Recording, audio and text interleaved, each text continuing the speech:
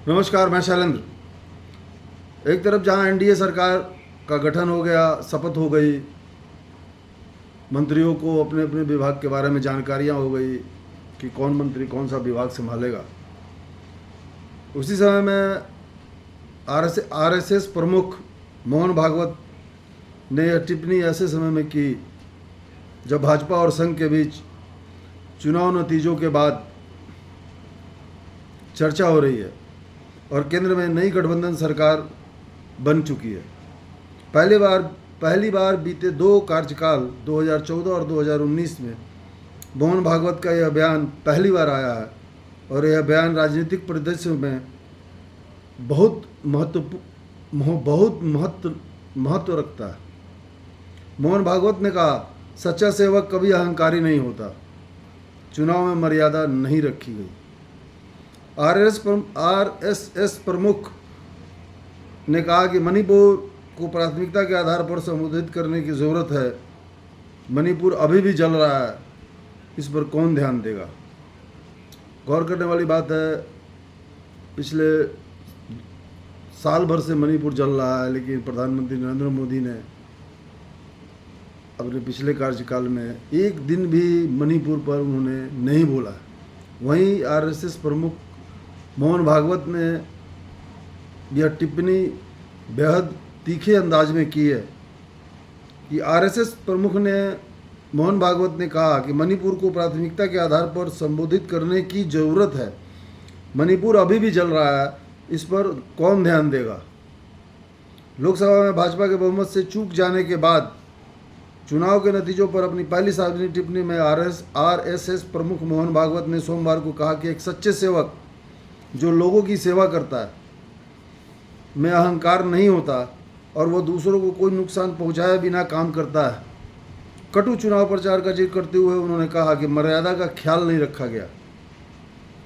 कार्यकर्ता विकास वर्ग आरएसएस कार्यकर्ताओं के लिए एक आवधिक प्रशिक्षण कार्यक्रम के समापन के बाद आरएसएस नेताओं और कार्यकर्ताओं की एक सभा को नागपुर में संबोधित करते हुए उन्होंने ये बात कही। भागवत ने आम सहमति बनाने के महत्व को भी रेखांकित किया। उन्होंने ये भी कहा कि आम सहमति होनी चाहिए। उन्होंने मणिपुर में जारी हिंसा पर संघ की चिंता दोहराई और पूछा कि जमीनी स्तर पर इस समस्या पर कौन ध्यान देगा। उन्होंने कहा कि इस समस्या से प्राथमिकता के आधार पर निपटना पड़ेगा। जो विशाल सेवक है, जिसको विशाल सेवक कहा जा सकता है, वो मर्यादा से चलता है। उस मर्यादा का पालन करके जो चलता है वो कर्म करता है, लेकिन कर्मों में लिप्त नहीं होता। उसमें अहंकार नहीं आता कि यह काम मैंने किया, और वही सेवक कहने का अधिकारी भी रहता है। उन्होंने कहा कि यह एक सेवक है। वे प्रधानमंत्री नरेंद्र मोदी पर एक बहुत तल्ख और तीखी टिप्पणी मानी जा सकती है। इसको आरएसएस प्रमुख ने यह टिप्पणी ऐसे समय में की है जब भाजपा और संघ चुनाव परिणामों के बाद विचार विमर्श कर रहे हैं, इसलिए कि भाजपा को इस बार सीटें कम आई और सही में अगर इसे और एनालाइज किया जाए तो भाजपा की सीट 240 से भी कम आई है। इसलिए कि भाजपा के नेताओं के अलावा जो बाहर के दूसरे पार्टियों से नेता हैं, उसमें नेता आए थे, उन्हें जो टिकट मिली, इन दोनों की संख्या मिला के भाजपा 240 पर पहुंची है। जो दूसरे पार्टी से आके भाजपा में मिल गए, भाजपा में शामिल हो गए, उन्हें भी टिकट मिली, उन्होंने भी जीत हासिल किया है। तो आरएसएस प्रमुख ने यह टिप्पणी उस ऐसे समय में की है जब भाजपा और संघ चुनाव परिणाम के बाद विचार विमर्श कर रहे हैं और केंद्र में नई गठबंधन सरकार अपना कार्यभार संभाल रही है। उन्होंने कहा कि चुनाव को युद्ध के रूप में नहीं बल्कि प्रतिस्पर्धा के रूप में देखी जानी चाहिए।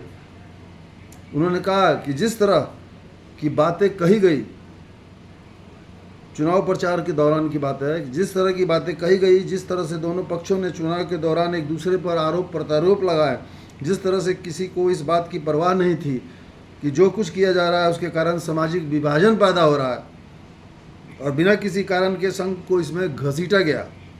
तकनीक का इस्तेमाल करके झूठ फैलाया गया। क्या ज्ञान का इस्तेमाल इसी तरह किया जाना चाहिए। इस तरह से देश कैसे चलेगा? मोहन भागवत ने कहा। विपक्ष के बारे में भागवत ने कहा कि मैं इसे विपक्ष नहीं कहता, मैं इसे प्रतिपक्ष कहता हूँ। प्रतिपक्ष विरोधी नहीं है, यह एक पक्ष को उजागर कर रहा है और इस पर विचार विमर्श किया जाना चाहिए। अगर हम समझते हैं कि हमें इसी तरह काम करना चाहिए तो हमें चुनाव लड़ने में आवश्यक शिष्टाचार का भी ध्यान रखना चाहिए। उस शिष्टाचार का पालन नहीं किया गया इस चुनाव में।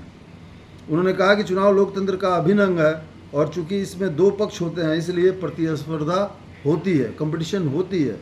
उन्होंने कहा कि इसकी वजह से दूसरों को पीछे छोड़ने की प्रवृत्ति होती है और ऐसा होना भी चाहिए, लेकिन यहाँ भी शिष्टाचार महत्वपूर्ण है। किसी को असत्य का इस्तेमाल नहीं करना चाहिए। लोग चुने गए हैं, वे संसद में बैठेंगे और आम सहमति से देश चलाएंगे। आम सहमति हमारी परंपरा है। भागवत के अनुसार विचारों और अवधारणाओं में कभी 100% संरेखन नहीं होगा, लेकिन जब समाज यह तय करता है कि हमें अपने मतभेदों के बावजूद साथ चलना है तो आम सहमति बनती है। सांसद के दो पहलू हैं ताकि दोनों पक्षों की बात सुनी जा सके। हर सिक्के के दो पहलू होते हैं। अगर एक पक्ष कोई विचार लेकर आता है तो दूसरे पक्ष का दूसरा दृष्टिकोण प्रकट करना होगा।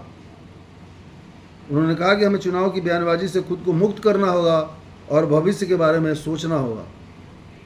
मणिपुर में हिंसा में वृद्धि पर भागवत ने कहा कि हर जगह सामाजिक वैमनस्य है, यह ठीक नहीं है।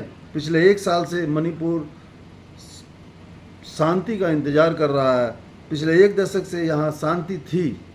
पिछले 1 साल से शांति का इंतजार कर रहा है, लेकिन पिछले 1 दशक यानी 10 साल से यहाँ शांति थी, 9 साल से शांति थी। ऐसा लग रहा है पहले की बंदूक संस्कृति खत्म हो गई थी, लेकिन अचानक से पैदा हुई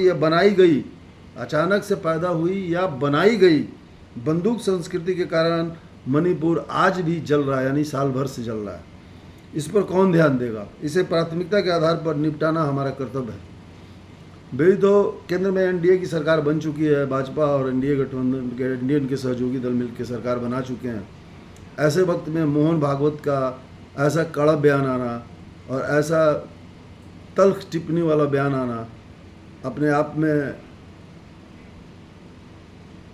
कुछ न कुछ कह रहा है। इसे सोचने और समझने की ज़रूरत है। और पहली बार मोहन भागवत इतना खुल के इस देश के और देश के राजनीतिक परिदृश्य पर उन्होंने ये बात की है। अब उनका निशाना कहाँ था ये वही जाने, लेकिन उन्होंने जो बात कही है वो सच्चाई है। धन्यवाद।